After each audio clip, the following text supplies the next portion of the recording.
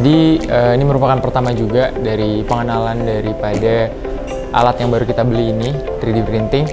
Dan merupakan pengalaman pertama juga ada penjelasan dari Bapak Edi langsung mengenai sosialisasi dari penggunaan 3D printing itu seperti apa, dimulai dari alatnya sendiri dan termasuk pada software-nya juga. PLA itu sebenarnya salah satu bahan yang tidak terlalu sensitif sama suhu. Dua head printing ini, misalkan kita mau nge-print multimaterial atau dua jenis bahan yang berbeda, kita nggak perlu banyak-banyak ngebuatin bekasan pada transisinya. Jujur, setelah saya waktu itu baru pertama kali masuk laboratorium sini sih, waktu itu saya lagi mau ngambil tugas akhir, terus waktu itu tapi nggak ngambil 3D print sayangnya. Justru setelah saya masuk kerja di sini, saya baru ngulik 3D print yang ada di sini. Soalnya kalau mesin-mesin direct track seperti ini, kalau misalkan jalur film ini nggak ada selang, kayak saya itu langsung ntar di saat di eksisnya maju ke depan, filmnya bisa tahan.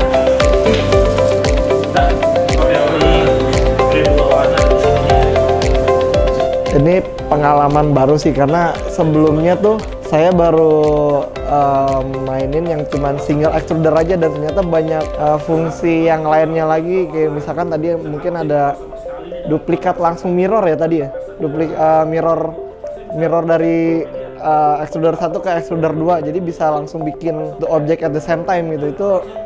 Itu ngehemat waktu banget jujur kalau ketimbang dari yang single sih ya.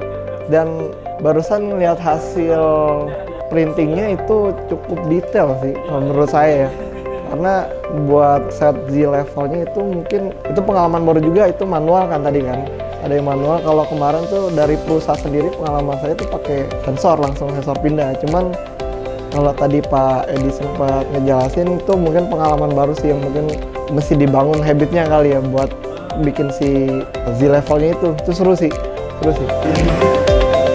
Nah, di sini kita diminta untuk adjust.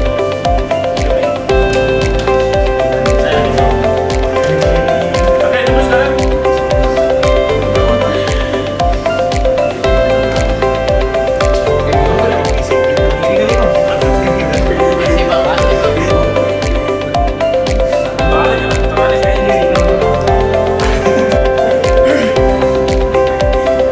Di sini juga sama kayak tadi, cuma kalau tadi itu kita manual menjarakin string di bawahnya. Kalau yang ini sekarang otomatis tinggal kita arahkan dari menu yang ada di layar ini. Mungkin dari beberapa detail dan sedikit trik dari penggunaan softwarenya, yang dimana tingkat presisi maupun suhu dan ada beberapa faktor lain itu yang sangat mempengaruhi hasil daripada 3D printing dengan objek yang kita inginkan. Dari sisi kesulitan yang dimana melalui proses fase trial and error, kita bakal bisa lebih improve lagi, bisa lebih belajar lagi, dan yang pastinya akan terus explore sih untuk 3D printing ini buat kedepannya. Jadi misalkan ada kesalahan pemakaian, terus yang kedua adalah mungkin udah waktunya maintenance. Maintenance-nya secara preferensi berapa? Kalau itu sangat tergantung sama durasi print ya. Seberapa sering kita nge-print dalam satu hari, apakah non-stop berbulan-bulan. Kayak kita lagi bikin kreatif dulu, setelah ini terjadi streaming atau lebih rambut. Tapi kalau kita punya trik, misalkan ada terjadi kata-kata streaming, kita bisa atasi dengan trik ngurangin suhunya dengan kondisi mesin yang di jalan. Saya seneng banget sih dulu karena jujur kalau saya sendiri tuh saya demen ngedesain sesuatu sih, sama bikin sesuatu. Jadi misalkan saya dulu seneng gambar soalnya Mas. Terus di sini di teknik industri, awalnya teknik industri Bakri, saya juga belajar gambar teknik, dan ternyata gambar tuh nggak cuma 2 dimensi doang. Kita juga bisa bikin objek secara 3 dimensi dari pakai CAD software kan.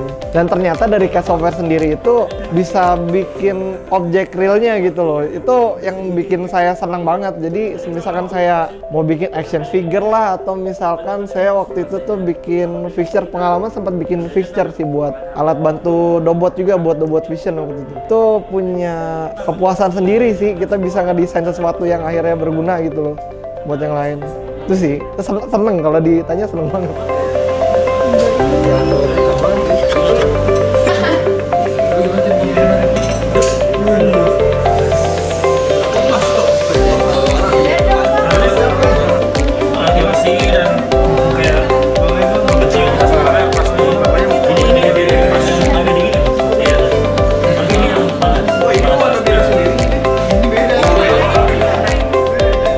Kalau harapannya semoga dari adanya alat baru ini dan merupakan fasilitas yang dimiliki oleh kampus terutama Prodi TIN ini akan menjadi suatu pembelajaran baru untuk mahasiswa dari TIN-nya sendiri, dan semoga banyak antusias serta mahasiswa yang ingin mempelajari serta memperdalam keilmuan dari 3D printing ini kayak gitu. Jangan kiri kanan, jangan saling serang, dan sebaliknya.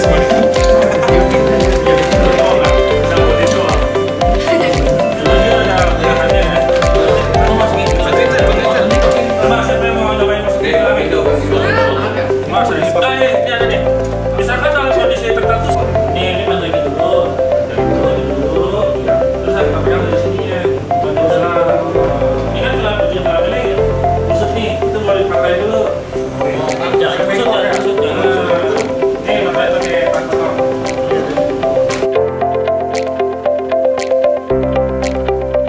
3D printer di Universitas Bakri makin banyak kali. Biar bisa bikin objek secara massal. Tapi kalau misalkan di Universitas Bakri ya sebetulnya udah mulai melek sih 3D printing, karena bukan dari hanya satu jurusan, mungkin ada beberapa jurusan juga yang udah mulai tahu 3D printing itu apa, karena kedepannya 3D printing kan emang itu visible buat masa depan ya. Itu pertama ngehemat bahan baku, menghemat waktu pertama, sama mungkin kita bisa bikin suatu hal lebih customize ya, lebih personal gitu, personal touch kita sendiri. Inovasinya tuh nggak ada batasnya sebenarnya kalau 3D print. Itu sih menurut saya sih.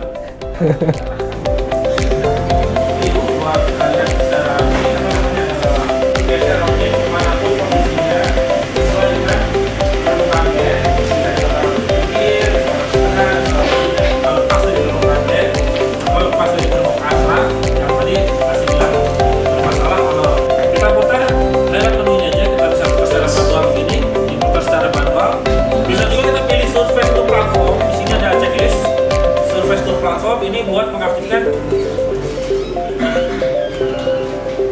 Jadi misalkan kita ada objek yang kondisi kemiringannya kayak gini, nggak karuan, kita nggak tahu berapa derajat dia miring, mungkin koma. Masalah operate multi objek itu bisa kita pilih di sini. Nanti kalau kita ngatur sendiri masih bertabrakan, ini bisa dipakai.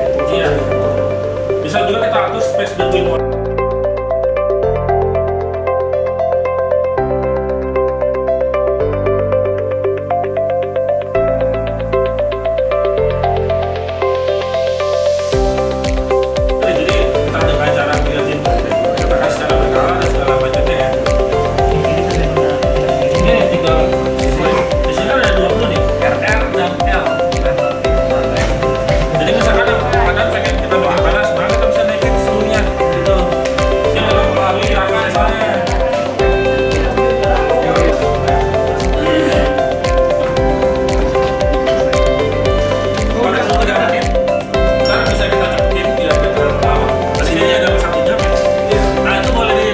Oke banget kalau pengalaman tradingnya. Mantap.